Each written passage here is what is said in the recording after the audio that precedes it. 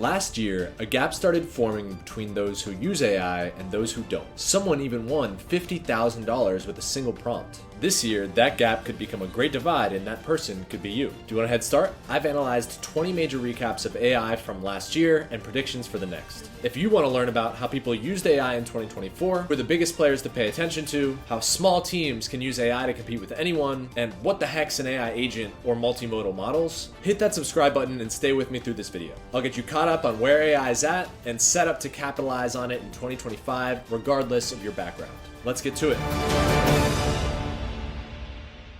So how did we get here? First off, a lot of progress happened in AI. You can see here just how much was released in 2024, and it really picked up towards the end of the year. And it got way better. How much better? At least 2 Nobel Prizes better. The physics prize was for creating AI that was inspired by the brain, while chemistry was using it to design and discover new proteins and drugs. There have also been new capabilities given to models, like multimodal capabilities, which we'll get into more later, but also things like computer use for Claude, where Claude can take screenshots and look at what's happening directly on a computer and take actions to accomplish real tasks. There's also reasoning capabilities that have led to incredible performance in math and in science, including when you compare it to some of the best humans. Then you've got some capabilities like long context and memory, which are almost but not quite there. But we know the progress will continue because new models that have been announced and not released blow away past model releases already. Importantly, these models are moving the needle of progress without the models necessarily needing to get bigger, just have new capabilities. And we also now have more options. At the end of 2023, no one outside of OpenAI knew how to build GPT-4, and it had been out for a year. But in the past 12 months, 18 different organizations have released models better than GPT-4 was at that time. That makes up 70 models in total. And not only chose between closed providers, but many of the models released are open source and free for anybody to use. If you're curious on what people are using these models for, over the past 33 months, more than 1.1 million models have been created for more than 53 specialized tasks on Hugging Face. Most recently, it's been text generation and classification, but there's also reinforcement learning, text to image, and so much more. And quick refresher, open source is when you can use the model without asking anyone's permission, when you can study how the system works and understand how it was created, when you can modify that system for any purpose, and when you can share that with or without any modification to anybody you want. Open source leads to privacy, competition, and diversity. These are things that we want. And some can even be ran on a laptop now. If you have a powerful MacBook Pro with a recent M chip, it's likely that you can take some of these language models and run them for free on your computer. You're only paying for the power it costs to run the laptop. And as far as the price for intelligence, how far that goes, that's cheap. In fact, prices have actually crashed for access to intelligence. Last year, OpenAI was charging $30 to read 1 million words or tokens with their best model. That price is about the same for their most expensive model, but that same model is now 12 times cheaper. You also have other competitors like Claude and Gemini from Google, whose Gemini Flash model was 27 times cheaper than what ChatGPT was last year. Not to mention that we have some new open source models like DeepSeek that are pushing the bounds of quality while being the cheapest model available. Why? Because it's open source. Any dataset can run it. They can go towards the cheapest providers. They don't need to be secretive with the weights. So progress is really pushing forward. Another huge change has been the multimodal revolution. If you hold off to the end, or you can skip there now, I'll show you how to use the amazing advanced voice mode from ChatGPT. That's actually my #1 recommendation if you're not using AI daily. And the live camera capabilities with Google. Google is actually leading the integration with text, image, and video. It lets you understand your world live. What can you tell me about this sculpture? The sculpture you're seeing is called My World and Your World by Eva Rothschild, located in Lewis Cubitt Park in London. They're using large multimodal models to personalize things like education and medicine because you can talk directly with the model, which it can understand, and can interpret things like 3D scans or radiology reports. When you combine these with things like the Ray-Ban Meta smart glasses, it's the first glimpse into a real-life Jarvis. Very soon, we'll be able to interact with the digital world with language. Hey Meta, which of these shots should I take? You could try to hit the yellow ball. I'm excited because we're going to need to get better at explaining our ideas in words and phrases written down and verbally. This is totally different from memorizing shortcuts and clicking really fast, and I think that we will see a lot of positive externalities in society just from that small change. Today it might not totally be there yet, but in 2025 it might be. Speaking of 2025, tech leaders across the board have been making their predictions. OpenAI Sam Altman, well, he's predicting artificial general intelligence, or AGI. What are you excited about in 2025? What's to come? AGI, excited for that.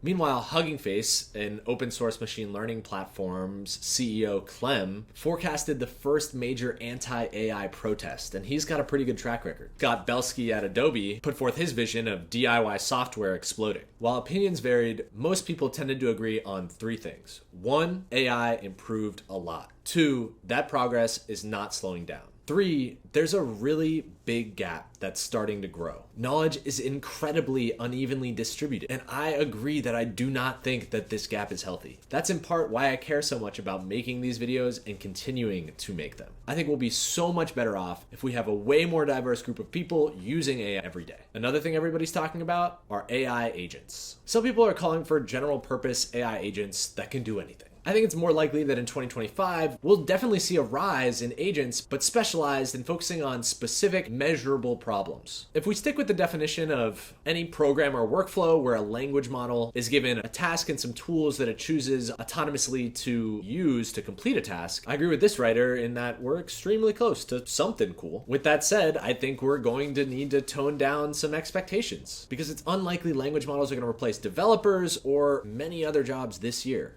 Still make some really weird and simple mistakes. But if we can help with specialized tasks, that could help with anything from surgeons reducing complications in surgery to manufacturers optimizing production lines so we can build more housing for people. This, combined with the fact that for the near future, I think that humans and AI together are going to be better than AI in a lot of places, I think we're going to see a new wave of small teams with big businesses. Sure, I'm not going to argue that AI is not helping big businesses cut costs and boost profits. But I think it's so much cooler that now it's easier than ever for, say, a gardening expert to create a small business using AI to do one of 2 things. 1, AI can help you in areas you don't know much about and don't really care to. Maybe you need to record a call, take notes, and send it to a teammate, but you want to be fully present, or you want to draft up a first small contract to send to somebody just to get something in writing. For these, you don't need something to be perfect, but you need something quick and easy to get the most bang for your buck because you've got a lot to focus on as a solo entrepreneur or a small team. Second is giving you more leverage. So if there's something specific you deeply understand, probably because you've been doing it manually many different times as that expert, AI can help you there. Maybe that means setting up a system that looks through news, social media posts, or research papers, and regularly goes in trying to find connections to your existing work. Those are 2 clear areas of value that I see today. Value and companies can be made easier than ever, but you still have got to do it. Everyone can build an absolutely incredible demo right now, but Everyone can build an incredible demo.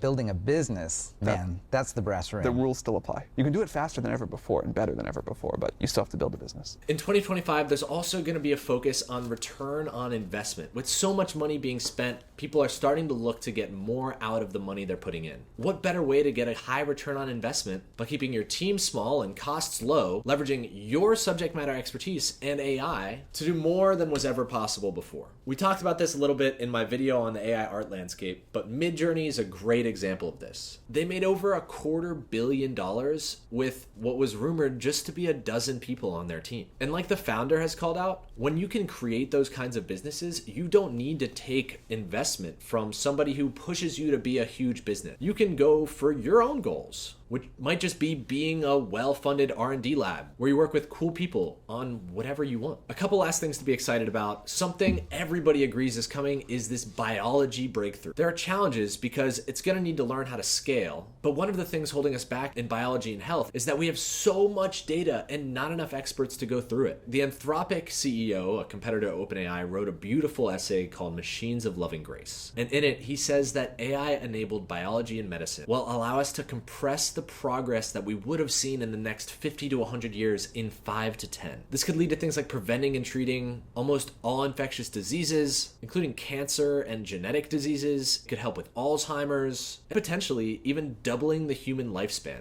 like we saw in the 20th century. Competition has also been heating up in the open source world in the creation of new models in general. And that's good for all of us. That means more diversity, more choices, more people that don't have a monopoly over the market that can control anything they want. Meta has been an open source leader, which is awesome to see. But we're also seeing competitors from Europe and significantly growth in competitors in China. If you look at the papers from one of the most famous machine learning conferences in the world, NeurIPS, you can see there's a huge amount that came from China and the US. This chart gives you a little bit of an idea of the institutions that were responsible, but there's a lot of different languages that these models can work in. It's really a global phenomenon. However, there are some things that are not going to be as fast as the hype suggests. I love robots, just as much as, and maybe a little more than the next guy. But I think it's going to be a little bit longer until we see them really prevalent. You might remember that Tesla first announced their autopilot system in 2014. It took a full decade, but a decade later, we do see Waymo conducting more than 150,000 self-driving rides a week. So I'm not saying it's not coming, robots are coming, but maybe not this year. So let's focus on this year. How can you bridge the gap? Well, my number one recommendation is to talk to AI. I literally set the shortcut button on my phone to ChatGPT. What that means is when I press this top button and hold it, I open up into ChatGPT. You can have the shortcut directly open advanced voice mode, or you hit the waveform button on the right to start a conversation. Once you have the voice mode running, all you've got to do is ask it some questions, and I would really encourage you to have it ask questions back, prod thoughts. Like, hey, I'm trying to make an awesome video. It's a new channel. I want to get people engaged. I want to teach about AI and empower people so they can use AI no matter their background or experience. What are some questions you would have for me to prod and get me thinking about how to make that better? That's an exciting project. Here are a few questions to get you thinking. What specific aspects of AI do you want to focus on for your audience? How can you make complex AI concepts relatable to beginners? And don't feel bad about interrupting. I want to talk about breaking news, and I can cover that every week in a way that people can understand, right? Absolutely. Covering breaking news weekly is a great idea. What strategies will you use to simplify? That's just one idea. I really like that one because I think a lot while talking, and my friends, partner, and family have heard me talk about AI so much already. Now, if you're on your computer, you can screen share with Google's Gemini. Go to Google's AI Studio and stream real time. You can share your screen and do something like ask, hey, I've got this Twitter thread on top local and open source AIs launched in 2024. I'm gonna scroll through it. You can see the different options that we have here, right? 1, 2, 3,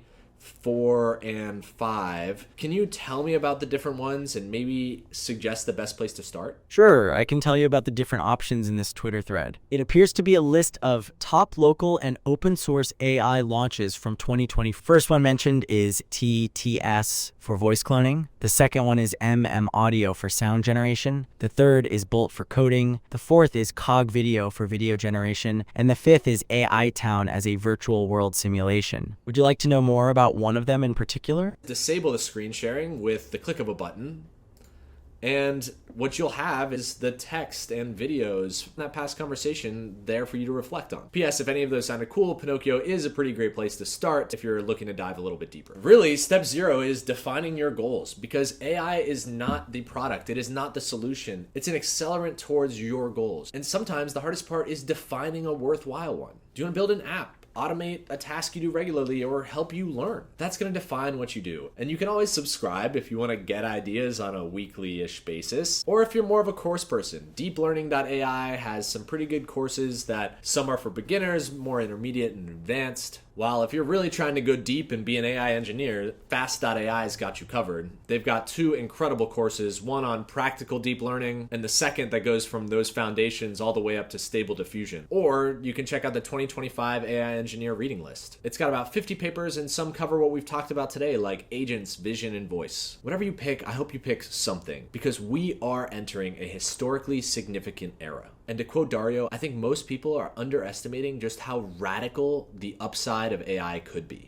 Maybe consider pretending the second renaissance is about to begin and you could be a part of it. Despite the new amazing technologies, the first thing that comes to mind when people think of the Renaissance are the people, from Galileo to Michelangelo and Leonardo da Vinci. 2025's greatest challenge isn't going to be technological, it'll be societal. The gap between individuals and organizations who are using AI and those who aren't is going to widen dramatically. Success is not going to come from having the best AI in the world. It's going to come from best understanding how to apply it to real problems. Or that's my thoughts. No one can know for sure what happens when individuals are more capable than they've ever been in history. But for me, the message is pretty clear. It's time to focus on solving real problems you deeply care about. I'm Al with Alex AI. It's January 7th, 2025, and that's how I see it.